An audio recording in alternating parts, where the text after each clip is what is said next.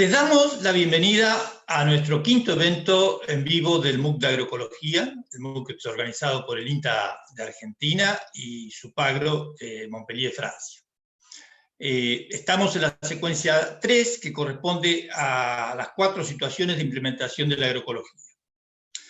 Por segunda semana realizamos esta secuencia en vivo con una modalidad de adaptación a la situación de confinamiento en la que estamos viviendo. Les recordamos que las medidas actuales en Argentina, como en la mayor cantidad de países del mundo, es aislarnos para luchar contra la pandemia del coronavirus. Tenemos que quedarnos en casa. Estamos viviendo un momento muy difícil, tenemos que aislarnos, pero a su vez tomamos cada vez más conciencia de la interdependencia entre todos los seres humanos y del valor de los bienes públicos. La salud, de golpe, se ha convertido en el eje central de nuestras preocupaciones y de nuestro esfuerzo colectivo. Esperamos todos que esta crisis sea también una oportunidad para repensarnos como sociedad y para repensar nuestra relación con la naturaleza, tal como se propone desde la agroecología. Con el MOOC, juntos, pongamos también nuestro granito de arena. En esta semana la semana anterior ya tuvimos el vivo de horticultura y de agroforestería. Hoy estaremos trabajando en este momento sobre ganadería, sistemas ganaderos, y a las 14 horas vamos a tener el de sistemas mixtos en gran escala. Nuevamente, la actividad en los foros fue intensa, con ricos intercambios. Seguimos con lo que planteamos nosotros como con la co-construcción de conocimiento entre todos. Les recordamos que para la aprobación es importante que ustedes completen al menos 2 de estas secuencias de la secuencia 3. Eso es lo obligatorio, ustedes pueden hacer las 4 si quieren, pero 2 son obligatorios. Algo importante que ya anunciamos la semana pasada es que, dado que muchos de ustedes dependen de la conectividad en sus trabajos, hemos adoptado la decisión de postergar por 15 días la realización de las tareas previstas, y esto se extenderá a la medida que se extienda también la cuarentena para que todos tengamos posibilidades de terminar correctamente esta formación. De todos modos, a los que puedan estar conectados, los instamos a que aprovechen las circunstancias también para ponerse al día, hacer los ejercicios, enriquecerse en el intercambio en los foros, o sea, estar conectados justamente, aislados en nuestras casas, pero conectados y activos. El MOOC nos ofrece esta oportunidad también. Las secuencias se seguirán abriendo según lo programado, lo único que variará es los momentos de cierre, como ya lo dijimos. Les recordamos que se remitan a la mesa de ayuda, al foro de mesas de ayuda, para ver todas las dudas que puedan tener sobre la plataforma. A veces hacen las dudas en los foros de discusión, no, hay que hacer las dudas técnicas en la mesa de ayuda. También recorrer preguntas frecuentes, porque ahí se clarifican cosas, y en el foro novedades, donde también se comunican cuestiones que tienen que ver con el mundo. En relación a la mini entrevista, sería deseable que una entrega pudiese hacerse en la próxima semana, durante el transcurso de la secuencia 4, pero bueno, ya sabemos que si hay dificultad, está el tema de la prórroga, pueden avanzarla después. A partir del lunes se habilitará la consulta entre pares para la misma entrevista,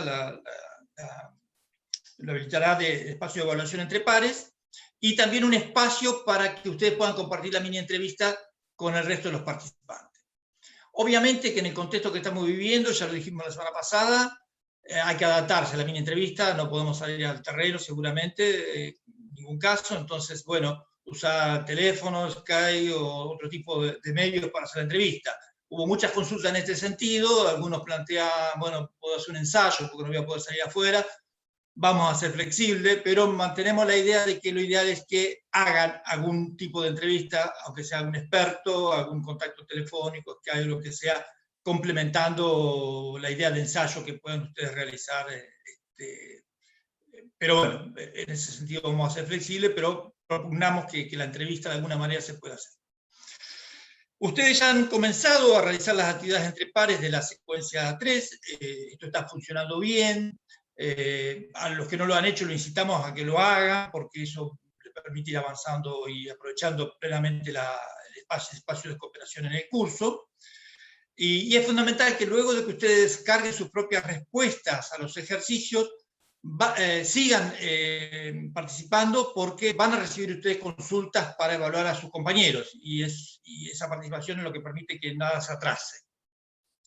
Recuerden que no se trata de una evaluación, sino una retroalimentación, y lo importante es que la tarea se haga para que ustedes puedan avanzar normalmente en la secuencia. Como siempre, a lo largo del evento podrán intercambiar en el chat de YouTube. También estaremos dialogando en Twitter con @INTAPROCADIS y con el hashtag #MOOCAgroE. Vamos a ir a las preguntas. Vamos a presentar a los especialistas que nos acompañan en el día de hoy. Elizabeth Jacobo es ingeniera agrónoma de la Facultad de Agronomía de la UBA, es magíster en recursos naturales y doctora en agroecología de SOCLAS, de Colombia, y es profesora asociada responsable del área de agroecología de la FAUBA y vicepresidente de la Asociación Argentina de Agroecología. Hola, Isabel, ¿cómo te va? Elizabeth. Hola, buenos días o buenas tardes, de acuerdo a donde estén las personas que nos están escuchando. Gracias, Elizabeth. Raúl Pérez. Raúl es ingeniero agrónomo, investigador del Instituto de Investigación y Desarrollo Tecnológico para la Agricultura Familiar, el IPAF, del INTA, y trabaja en los temas de ganadería familiar y transición agroecológica. Además, es parte del equipo que hemos montado el MOOC, es de la casa. Hola, Raúl, ¿cómo estás? Hola, Roberto, hola a todos.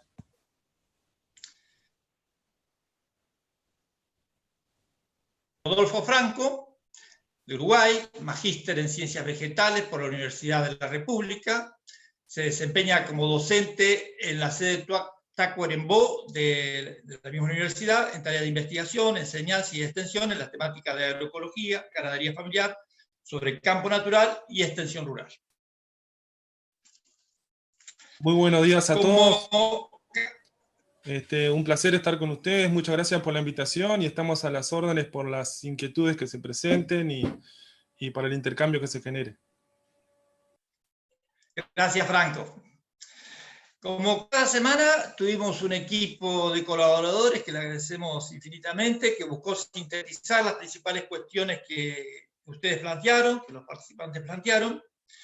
Lo primero que debemos decir, y que lo decimos siempre, que esos foros son muy ricos y que hay mucho consulta que se responde entre ustedes, hay aportes riquísimos que enriquecen el MOOC porque aportan cosas que no necesariamente estaban en las secuencias. Y hay cuestiones que seguramente no alcanzaremos. Hemos seleccionado las principales preguntas, algunas cuestiones a lo mejor no se alcanzará a responder en el vivo, pero de todas maneras el foro sigue abierto, se sigue el intercambio y se van a seguir enriqueciendo en los días siguientes también. Bueno, vamos a la pregunta, vamos a comenzar con Elizabeth. Hay varias inquietudes respecto a diferencias que puede haber entre pastoreo rotativo, pastoreo controlado, pastoreo basén, ganadería regenerativa. ¿Qué relación tienen todas estas prácticas, digamos, con la agroecología, en todo caso, y cuáles son las diferencias entre ellas, Elizabeth? Bueno, Roberto, mira, en esta pregunta yo no te voy a contestar sobre las diferencias. En realidad te voy a contestar las cosas en común que tienen estos métodos o sistemas de pastoreo. ¿Y por qué no lo voy a hacer?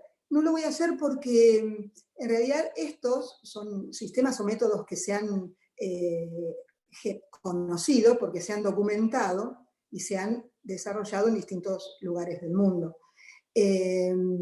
Como su nombre lo indica, el pastoreo basén lo originó un señor francés, luego lo difundió otro señor brasilero, Pinheiro Machado.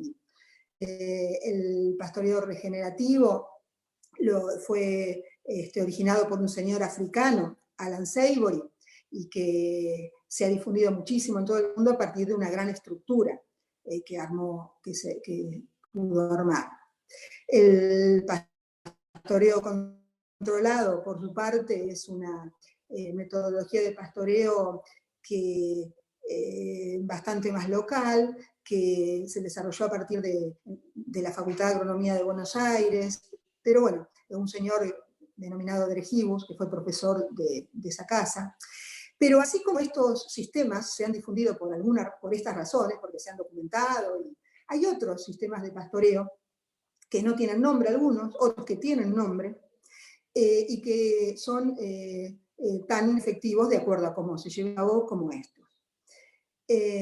Así que yo de lo que te voy a hablar es lo que nos va a permitir aprender sobre cómo se hace el manejo, que es en los principios generales que estos sistemas de pastoreo comparten. Y esos principios generales, y con los objetivos, fundamentalmente.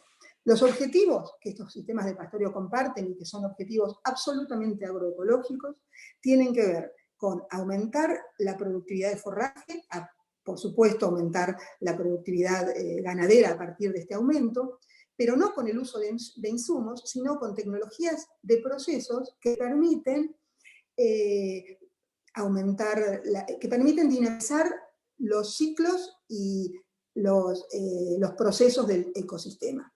Estas tecnologías permiten aumentar la proporción de especies forrajeras sin perder la biodiversidad, permiten la biodiversidad de plantas o aumentando la biodiversidad, permiten aumentar la biodiversidad de microorganismos, de mesofauna, de fauna seca, sin prefijo, permiten dinamizar los ciclos del agua y de los nutrientes, y a partir de esas dinamizaciones permiten aumentar la producción ganadera.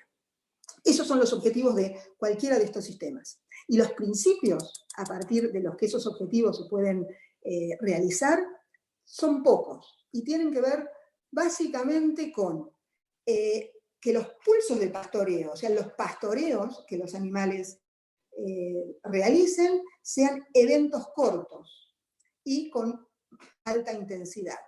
Y esto tiene que ver con un par de aspectos. Tiene que ver con hacer que los animales no seleccionen solo las especies que prefieren, hacer que se coman a todas y de esa manera las especies preferidas no pierdan en la competencia con las otras. Y también tiene que ver con una diseminación pareja de las bostas y orinas de los animales, que es una manera de devolver nutrientes al sistema para dinamizarlo. Es uno de los grandes principios que comparten todos estos sistemas de pastoreo. Y el otro es, posteriormente a estos eventos de pastoreo, dejar un periodo de recuperación para que las plantas puedan recuperar su biomasa y volver a ofrecer forraje. Esto se realiza dividiendo el campo, dividiéndolo en potreros y circulando a los animales a partir de esos potreros. Esto tienen todos estos sistemas en común. Pero yo quisiera hacer énfasis en un par de aspectos que no necesariamente todos los sistemas comparten y que son muy importantes desde mi punto de vista. El primero es que esta división de potreros tiene que tener debe en líneas generales responder a las características ambientales del lugar. Es decir, hacer potreros que en general tengan el mismo ambiente dentro de la superficie que abarquen. Esto tiene que ver con una concepción muy importante de la agroecología, que es la sitio-especificidad. Es decir, pensar en el sitio para diseñar lo que sea.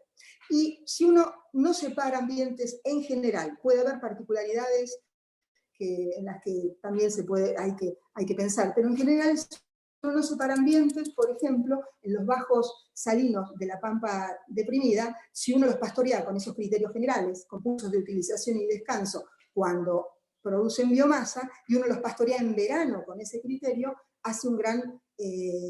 puede generar un empeoramiento de la situación de salud de ese sistema, porque esos bajos no tienen que pastorearse en verano. Entonces, este es un ejemplo por lo cual hay que dividir. Y otros bajos y otras situaciones sí pueden y deben pastorearse en verano. O sea, la primer alerta tiene que ver con esto. Dividir ambientes cuando uno aplica estos pastoreos. La segunda, que es sumamente importante también, tiene que ver con no aplicar ninguno de estos métodos o sistemas con rigidez. La rigidez, que muchas veces cuando en un lugar estos sistemas funcionan muy bien, se quieren aplicar con esa misma rigidez en otro ambiente, y ahí se cometen muchos errores. Y esta no rigidez tiene que ver, por ejemplo, con los tiempos de ocupación. Decimos tiempos de ocupación cortos, algunos sistemas dicen un día de pastoreo, y en realidad ese corto no necesariamente tiene que ser un día. Pueden ser 2 días, 3 días, 5 días, y esto tiene que ver con las condiciones de crecimiento del ambiente, con el momento del año en el que uno se encuentre. Entonces, esa es la alerta que quiero mencionar con respecto a la aplicación con rigidez de estos sistemas. Otro pequeño ejemplo, ya casi para terminar, tiene que ver con que los pastoreos intensivos son otro de los grandes principios de estos métodos. Sin embargo, en la Pampa Deprimida, que es una región de pastizales muy ricos, que están metidos en el medio de la Pampa Argentina, que no ha sido agriculturizada en gran medida porque tiene algunas limitaciones, que después voy a hablar de ellas.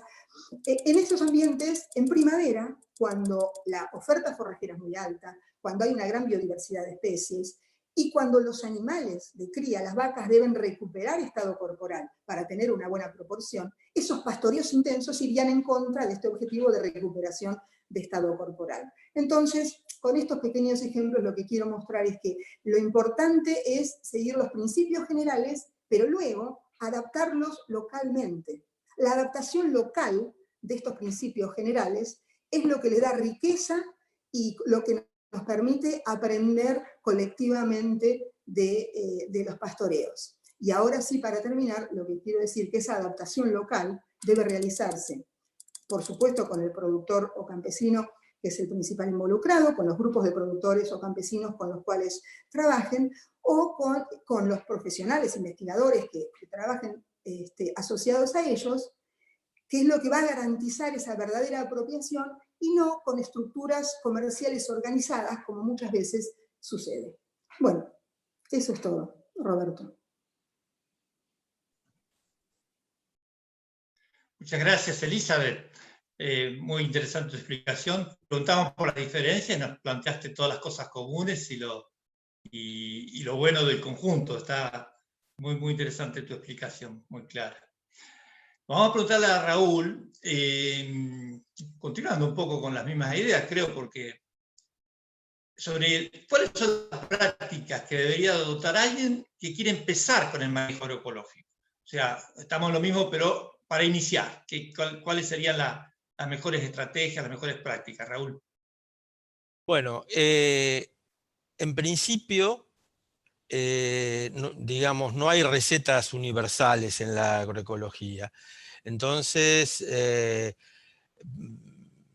difícil dar una cuestión, digamos, unos lineamientos certeros para cada situación, cada región, cada país.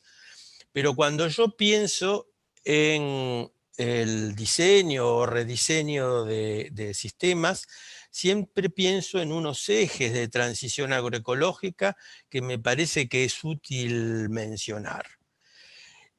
Uno muy importante es el promover la biodiversidad natural y cultivada, utilizar recursos locales, disminuir los insumos externos, digamos, tratar de disminuir el riesgo en general, diversificar el sistema y aumentar la autonomía del sistema. Por supuesto, en la parte de comercialización, si podemos ir hacia canales cortos, es mejor. No siempre es posible, pero a lo mejor una parte de la producción sí se puede hacer. Y agrego que es muy importante la inserción social, en la que el productor se pueda apoyar para el intercambio entre pares, ¿no? Para conocer experiencias locales de sus vecinos, de sus pares. Esto digo, organizaciones, grupos o redes de productores agroecológicos. En cuanto a la biodiversidad, digamos, bueno, hay cuestiones que son que ya se mencionó, se van a mencionar incluso, que tienen que ver con el manejo de los pastizales, que ahí se ve muy, muy presente. Pero yo creo que hay que promover la biodiversidad, sobre todo libremente, sin los miedos que nos ha metido la tecnología de insumos. A esto me refiero, por ejemplo, en el caso de las malezas, ¿no? Pensando sobre todo en ganadería, bueno, cuando digo malezas en agroecología no hay malezas, digamos, todas las plantas espontáneas cumplen un rol, pero sobre todo en ganadería hay que ver que los rumiantes comen casi todo. Entonces, digamos que coma o no coma, más vale depende del manejo que de otra cosa. Muchas veces cuando hablamos de malezas, tenemos que pensar que todo es una construcción social. Todo es una construcción social, casi todo, va. Entonces, nosotros nos encontramos con que especies vegetales que fueron malezas, ahora ya no lo son. Ejemplo, voy a dar un ejemplo como para el plántago lanceolata, el llantén, en una maleza de hoja ancha. Ahora hasta hay variedades que se siembran. Después, por el contrario, hay plantas que fueron, especies que fueron forrajeras y ya no lo son. Por ejemplo, el Amimajus, que hasta no hace demasiados años era cultivada en la Mesopotamia argentina, se sembraba, había semillas y se ponía en las pasturas. Bueno, vaya como ejemplo, ¿no?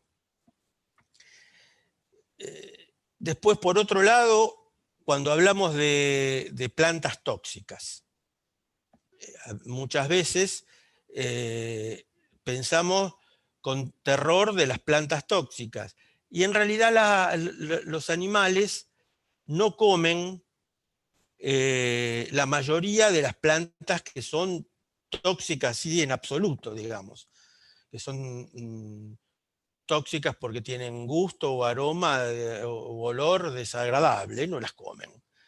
Y generalmente las comen cuando hay un problema más vale de distorsión del gusto, por una depravación del gusto, por una patología o por hambre, simplemente porque están pasando una hambruna. Entonces tienden a comer. Entonces hay toda una cuestión de manejo. Y por otro lado hay especies forrajeras, las mejores, quizás, muchas que son excelentes, como la alfalfa y los tréboles, que también son tóxicas en determinadas circunstancias, que producen meteorismo. Esto para dar un ejemplo muy rápidamente, pero no a la ligereza, no a la ligera, perdón, ¿no? Bueno. Por otro lado, con esto de la biodiversidad, creo que, bueno, ya hablamos de los pastizales naturales, se va a hablar más de los pastizales, seguramente, pero yo me voy a detener, además del valor de la biodiversidad de los pastizales naturales, que son recursos perennes, que hay que pensar cuando nosotros no tenemos estos pastizales, están muy degradados, bueno, o es necesario otro tipo de recursos de más calidad o por el tipo de sistema, creo que es muy importante pensar en la perennización del sistema forrajero. Esto es decir, que haya cada vez pasturas de más larga duración, pasturas perennes, que duren realmente y que sean realmente polifíticas, de manera de permitir, digamos, que el suelo y el ambiente tenga la menor cantidad de disturbios posibles. Incluso cuando hay la necesidad de tener verdeos anuales, es decir, pasturas cultivadas anuales, lo indicado creo que es reducirlo lo máximo posible. Y si no, ensayar, buscar prácticas de perenización de este recurso. Nosotros en la Pampa Húmeda estamos usando la consociación de especies, por ejemplo, de una especie de gran capacidad de resiembra, como es el raigrás, con el trébol rojo, que permite convertir una pastura anual en una pastura cortamente perenne. Y así el trébol rojo, además de aportar todas las cualidades, de fijar nitrógeno, de la calidad y de cierto volumen de forraje, cumple el rol de hacer de puente y cubrir el suelo en el verano, y hacer de puente entre la finalización del ciclo del raigrás y la germinación del raigrás, que es a fin de verano, y que se logra, digamos, después del pastoreo para dar luz del trébol. Estas son, digamos, comentarios generales que habrá que mirar en cada situación en particular, ¿no? Después, si tenemos que hablar de los animales, lo hemos hablado en el curso, ya está en el curso eso, pero lo vuelvo a decir. Hay que tener animales lo más rústicos posibles y adaptados a la región en donde se desarrolla la producción. Pero además, no solamente a la región, sino al tipo de sistema que nosotros queremos desarrollar. Es decir, un sistema digamos, de bajos insumos y un sistema que tiene, bueno, y también adaptado al manejo posible, por decirlo, animales con razas con facilidad de parto o biotipos con facilidad de parto son en nuestras condiciones, son muy necesarias, porque a veces no tenemos la capacidad de atender un gran número de partos distóxicos, ¿no? Es por eso que no se han difundido acá las razas continentales europeas, o algunas han tenido que hacer una selección para, digamos, para aumentar la facilidad de parto. Pero también lo podemos hablar, con un ejemplo típico en la lechería, de la raza Holstein, que con animales muy grandes y con una gran productividad potencial que seguramente no necesitamos. Entonces podríamos optar por otras razas o biotipos, a lo mejor de razas holandesas, biotipos nacionales, que en Argentina quedan pocos, o la raza Jersey, bueno. Pero en general deberíamos en esto usar el mismo criterio que en otros, que en la producción vegetal también.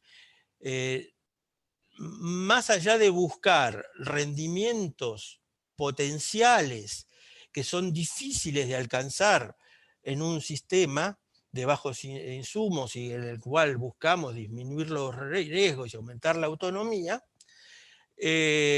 tenemos que buscar una productividad que sea aceptable. Y esto es aceptable para el proyecto que cada productor tenga, cada productor y su familia. En unos será poder vender la mayor cantidad de terneros posibles, en otro será poder engordar.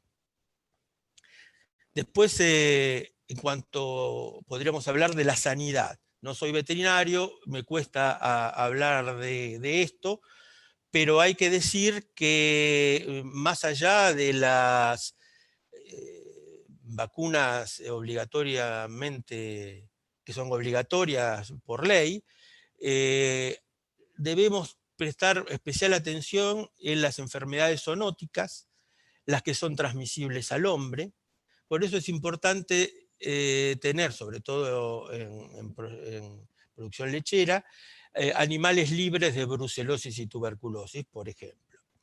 Y después, bueno, hay toda una cantidad de manejos para prevenir enfermedades que, bueno, sería largo extenderme, pero por ejemplo, en parásitos es mejor hacer conteo de huevos en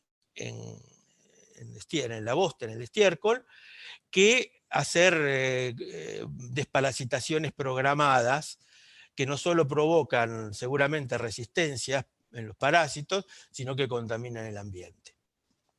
Bueno, esto para no ponerme a hablar de algo que no conozco en profundidad, como es la fitoterapia, que es un mundo enorme y que tiene que ver con la diversidad regional, local, pero que alguna vez deberíamos abordar también nosotros en el curso.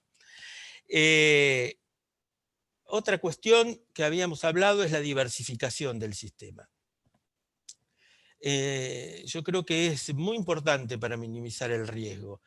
La diversificación, no solo, digamos, producir otras actividades, otras especies, o tener, como, bueno, puede ser, además de, si tengo bovinos, tener ovinos, o tener cerdos, o tener aves, sino también buscar tener otros productos dentro de la misma especie. Por ejemplo, si vuelvo al ejemplo de la cría, si puedo, no tratar de vender nada más que terneros, asegurarme de que puedo vender animales de otra categoría en el mejor estado posible, como por ejemplo vender gordas las vacas de descarte, o asegurarme que voy a poder recriar una parte de las vaquillonas, y para eso armar una cadena forrajera, de tal manera que se pueda lograr, y que si en algún momento, por alguna crisis climática, tengo que vender los terneros, bueno, tendré más pasto para las vacas. Pero bueno, este es un concepto que yo considero en general muy importante.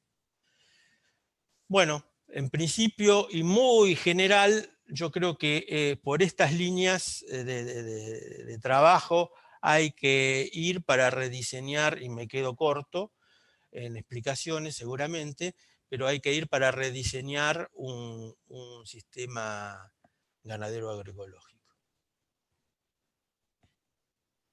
Gracias, Raúl, por tu exhaustiva explicación y la cantidad de dimensiones que tomaste para la pregunta que te hicimos. Vamos a consultar a Rodolfo, que nos comparte su experiencia en Uruguay, un poco cómo es la ganadería familiar agroecológica en Uruguay. Hacemos esta pregunta general para que nos comentes. Muchas gracias, Alberto. Bueno, en primer lugar, compartir también a juicio personal y compartido con lo que veníamos conversando con los compañeros en Argentina, acerca de que la ganadería y la ganadería agroecológica no tiene un peso preponderante en lo que es la perspectiva agroecológica desde la mayoría de los actores. Es en realidad, y me parece muy bueno del curso, esa especie de reivindicación o esa colocación de la ganadería agroecológica como un aspecto también fundamental dentro de la perspectiva de la agroecología. En Uruguay pasa exactamente lo mismo. Hay una preponderancia de esa perspectiva un poco centroamericana o desde el origen de la agroecología en base a una producción hortícola, agrícola, de autosustento y de seguridad alimentaria, que por supuesto que es central, pero también desde algunos actores, también incluso productores, colocamos sobre la mesa o colocamos dentro de esta gran parte del paradigma lo que hablamos de la ganadería agroecológica. Eso en primer lugar, esa cuestión de que en Uruguay también pasa lo mismo y seguramente en cualquier lugar de la región, en cualquier país también, la ganadería digamos, necesita algo así como reivindicarse dentro de este paradigma. O por lo menos continuar los estudios, acumular aprendizajes por parte de los propios productores hacia los técnicos, hacia la comunidad científica, que son los principales emisores de los mensajes para conocer y del conocimiento, ¿verdad? En Uruguay, en ese sentido, más allá de también ganaderías que se hacen en formas intensivas y que tienen que ver con sistemas bastante transformados a partir de historias agrícolas, lo que le quería aprovechar para hablar es sobre tipos de producción agroecológica que tienen que ver con la ganadería familiar sobre campo natural. Esto tiene una enorme importancia desde el punto de vista territorial y también numérica, en el sentido de que alrededor de un 60% de los productores ganaderos en el Uruguay son ganaderos sobre campo natural, ¿verdad? Y ganaderos familiares sobre campo natural. También, por otro lado, que la agricultura familiar en Uruguay tiene unas características de ganadero. El 60% también de la agricultura familiar o de la figura del agricultor familiar en Uruguay, es un productor ganadero sobre campo natural, ¿verdad? Bueno, y eso también es compartido, por ejemplo, con muchos trabajos que se han realizado por gente de Río Grande do Sul, describiendo este sujeto social, este sujeto productivo que es el productor ganadero familiar sobre campos naturales. Desde la perspectiva agroecológica, por un lado, por ser un sujeto social, un sujeto productivo que basa su sustento en un modo de vida, un modo de tener un relacionamiento con la naturaleza que pone por encima de algunas cuestiones incluso económicas, la cuestión cultural, la cuestión de relacionamiento con la naturaleza, las cuestiones tradicionales. Eso está muy presente incluso por encima de las cuestiones económicas. Por eso que es parte también del sustento de este sujeto sobre el territorio. También es un sujeto social y productivo que tiene mucha vinculación con los movimientos sociales, con el sector cooperativo, con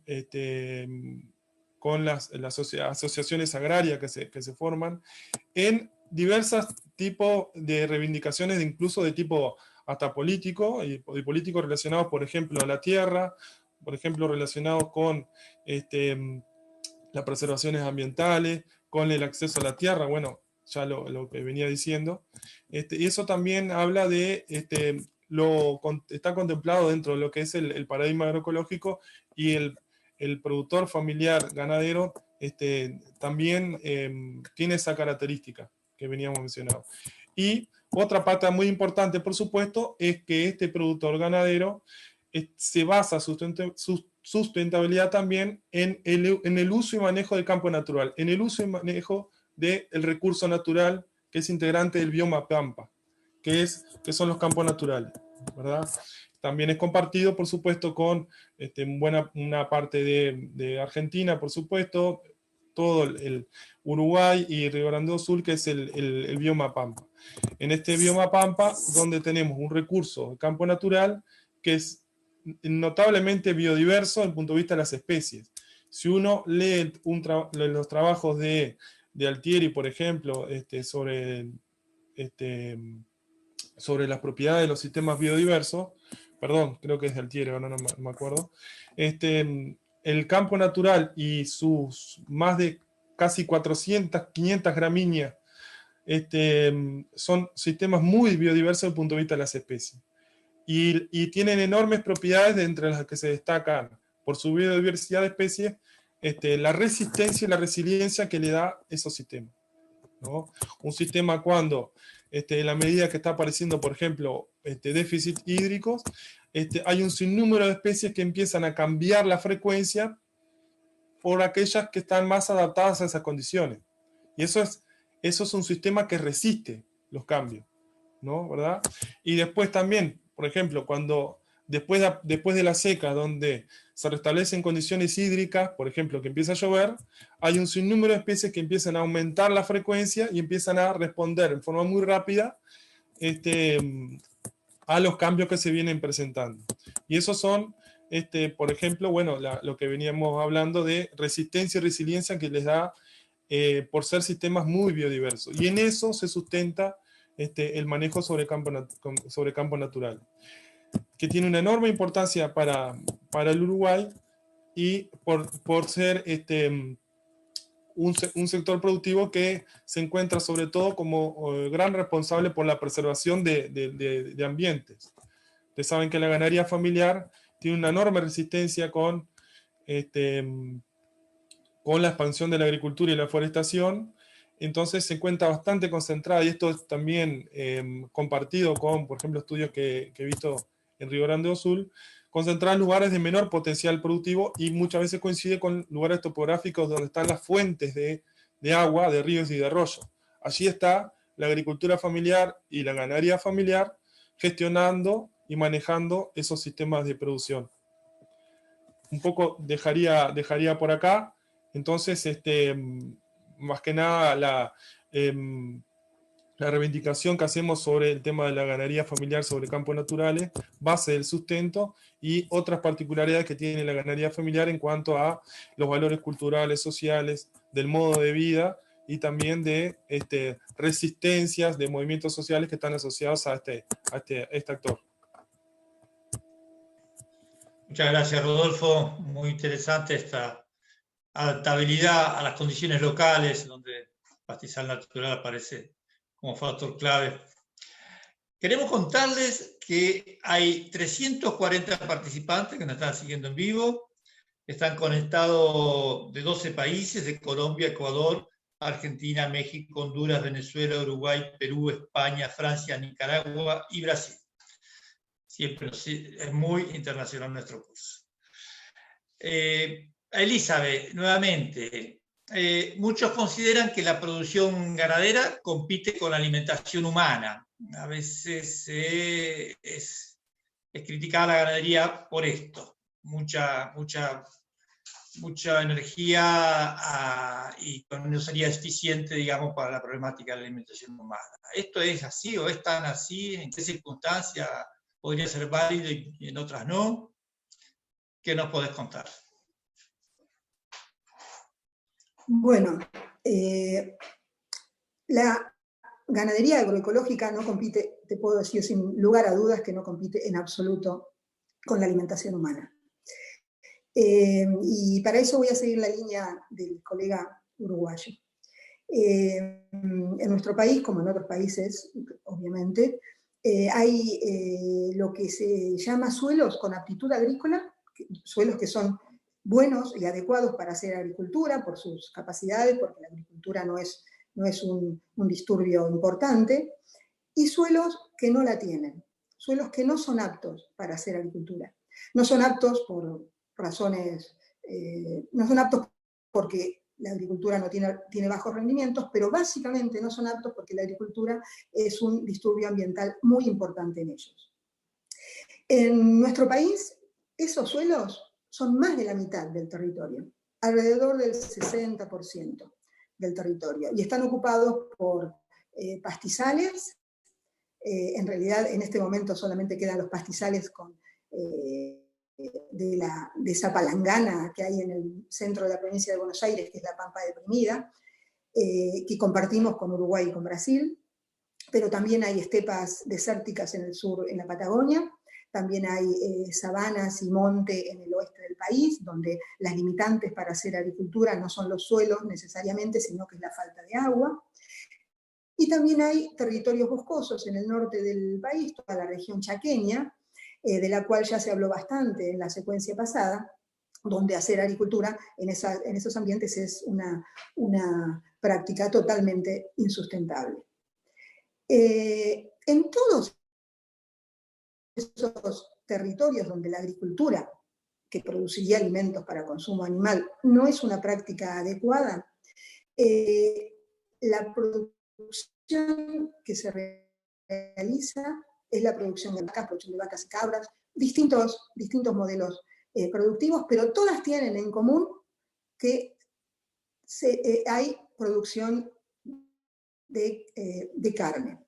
Y aquí yo quisiera hacer referencia a algo que por lo cercano muchas veces se nos pasa desapercibido, y es que los rumiantes tienen, con la ayuda de las bacterias que tienen en el rumen, cumplen una función importantísima para el ser humano, para la alimentación del ser humano. Y eso es transformar energía indigestible para nosotros, que está acumulada en los pastos, en los arbustos, en las ramas de los árboles, en proteína animal de rico valor, proteína de rico valor para la alimentación humana, como es la proteína animal, como carne, como leche, como huevos. Bueno. Y eso es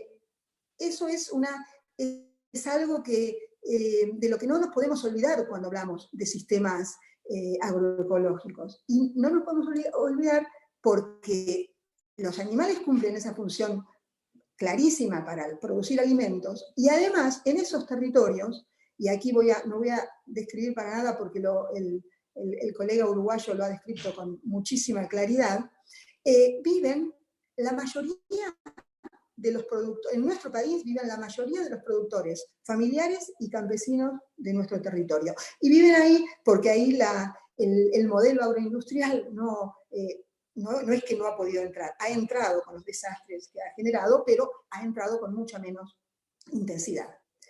Y esos sistemas, además de proveernos carne, leche, huevos, quesos, además de eso, nos proveen fibras, nos provee madera, nos provee agua. ¿Por qué nos provee agua? Porque muchos de esos sistemas naturales son sumamente importantes para la dinámica del agua en las cuencas locales y no tan locales. Y además de proveernos eso, que son todos... y nos provee algo sumamente importante que creo que Raúl comentó algo en su presentación, nos provee recursos genéticos que pueden ser utilizados en el presente o en el futuro con un montón de funciones. Pero además de proveernos todo esto que describo, esos ambientes naturales también nos proveen otros aspectos que nosotros denominamos, que el ser humano ha decidido denominar como servicios ecosistémicos. Y nos provee servicios ecosistémicos básicamente de regulación, es decir, regulan la hidrología. ¿Y cómo es que sucede esto? Todos sabemos, y está totalmente documentado en este momento, que la deforestación del norte, junto con en nuestro país, ¿no? En Argentina, la deforestación del norte, junto con la secuencia de cultivos anuales en la región pampeana, son los responsables fundamentales, además de las mayores cantidades de lluvias algunos años, pero son los responsables fundamentales de las inundaciones que han ocurrido en los últimos años en la región central del país. O sea que nos provee regulación hídrica, también nos provee regulación del aire, purificación del aire e intercambio de gases, también nos provee regulación biótica, es decir, control de enfermedades y plagas, y también nos provee algo sumamente importante, que es la formación de suelo.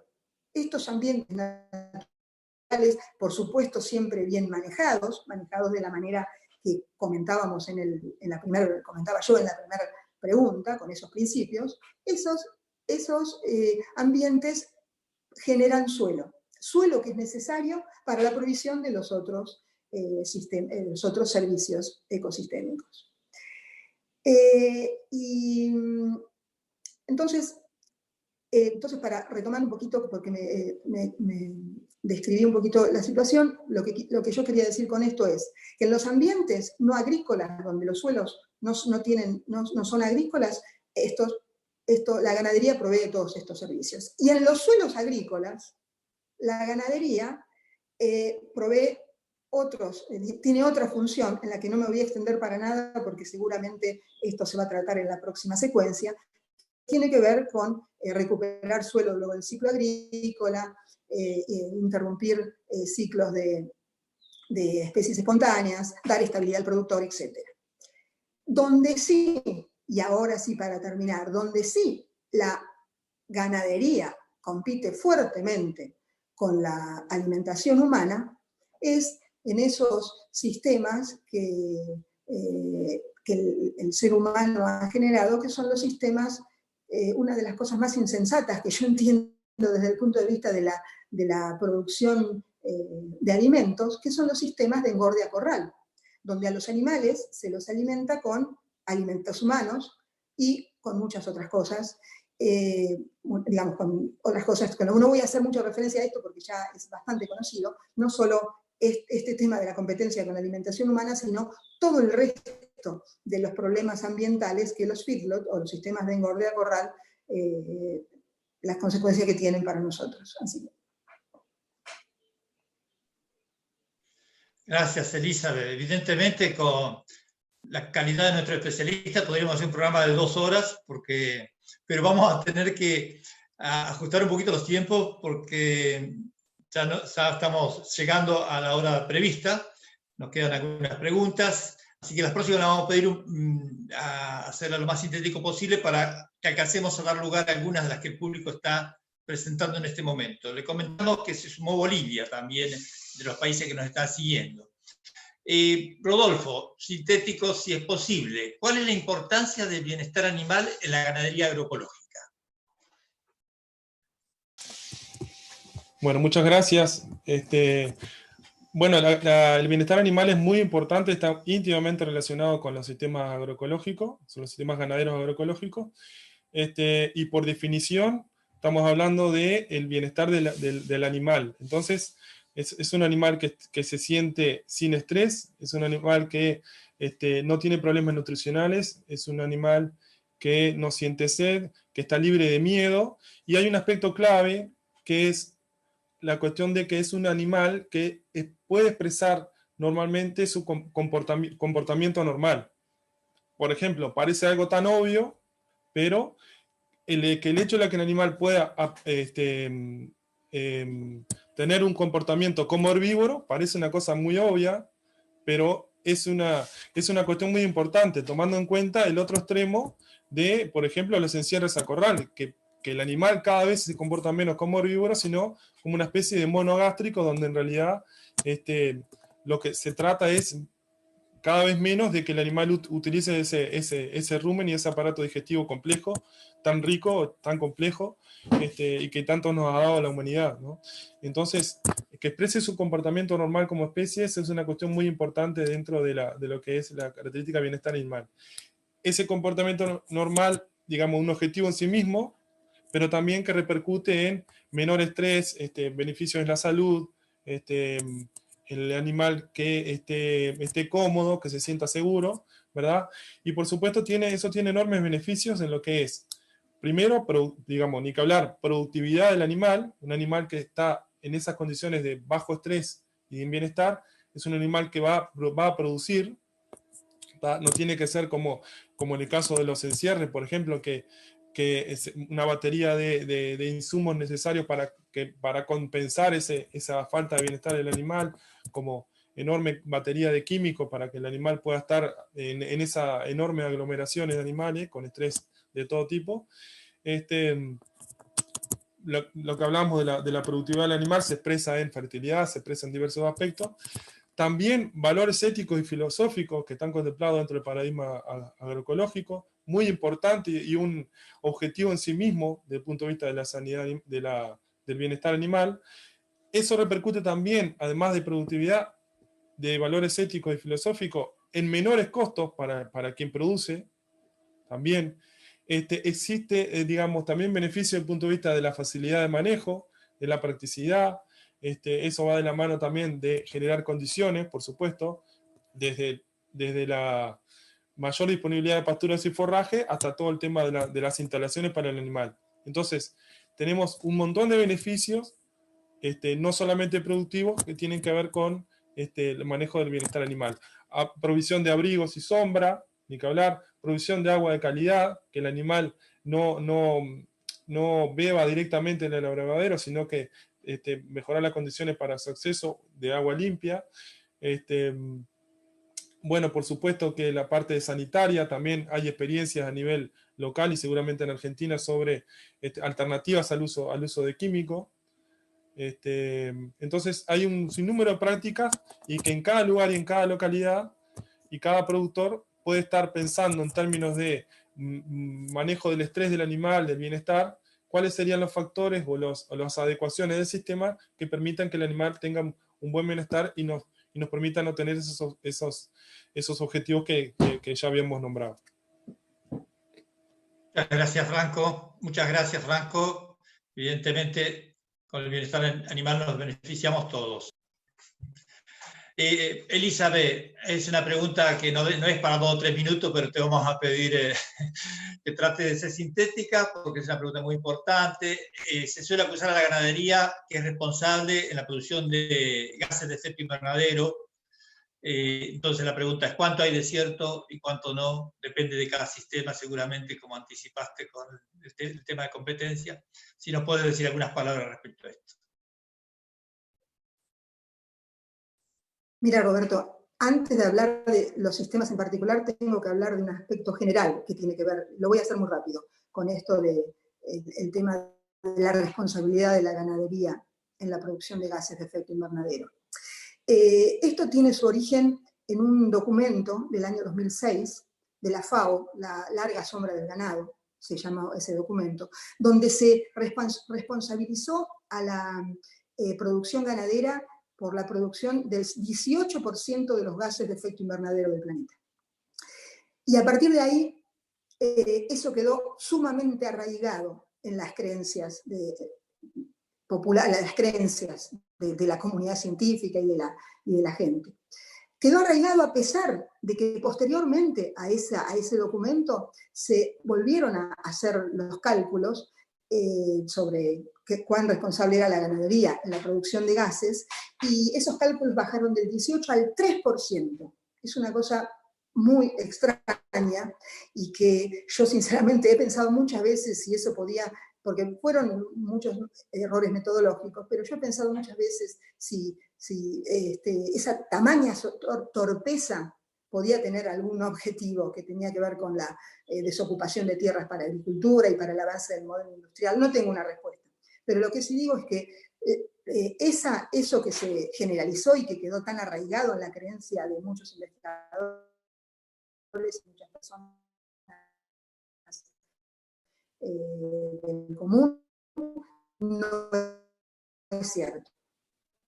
Ahora, en los sistemas agroecológicos, para pensar en el balance, en cualquier sistema, perdón, para pensar en el balance de gases, hay que pensar en las emisiones, o sea, lo que se emite en forma de metano o de óxido nitroso de los suelos, pero también hay que pensar en otro término de la ecuación, que es la captación de carbono de los suelos.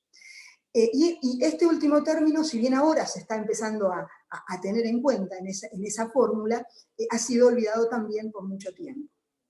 Y está ampliamente demostrado que la captación de carbono de sistemas naturales, especialmente húmedos, donde no se los mueve, está la vegetación natural, y además de eso tienen un buen sistema de pastoreo, como lo que hablamos en la primera pregunta, esos sistemas pueden ser captadores de carbono, es decir, ser sumidero de carbono a niveles tales que en algunos casos, y en mi grupo de investigación tenemos eso bastante estimado, ahora no voy a entrar en detalles, pero eventualmente les puedo mandar los trabajos, en algunos casos anula, o sea, no solo mitiga, sino que evita la emisión de gases de efecto invernadero del sistema. ¿Y por qué? Porque los pastos de esos sistemas en buenas condiciones de manejo son bombas de carbono que están permanentemente aportando carbono al suelo, que en un buen consorcio con microorganismos y mesofauna descomponedora hacen humus en los suelos, que son el lugar donde debería estar el carbono que hoy está en el aire, y es el que nos permitiría tener sistemas mucho más productivos.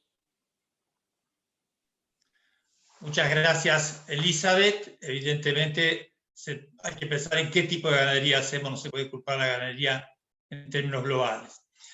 Tenemos muchas preguntas del público que no vamos a alcanzar hoy, estamos con los límites de tiempo, pero vamos a comprometer a los panelistas a que las podamos responder en el chat, en el foro de ganadería.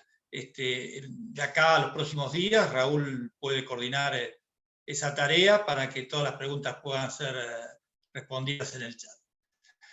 Bueno, una gran satisfacción de la calidad del panel que hemos tenido. Quisiera hacer una referencia también especial al equipo de comunicación, al equipo de Procadis, que permitió que podamos sostener esto por 2 semanas consecutivas, con muy aceptables niveles de calidad. Particularmente quiero nombrar a Ana Soncino, Tomás Goldfarb, Georgina Conti y Silvia Seba, que están detrás de todo esto del equipo de comunicación, y mucha otra gente, lo menciono a ellos en particular, que están atrás del cañón en este momento específicamente.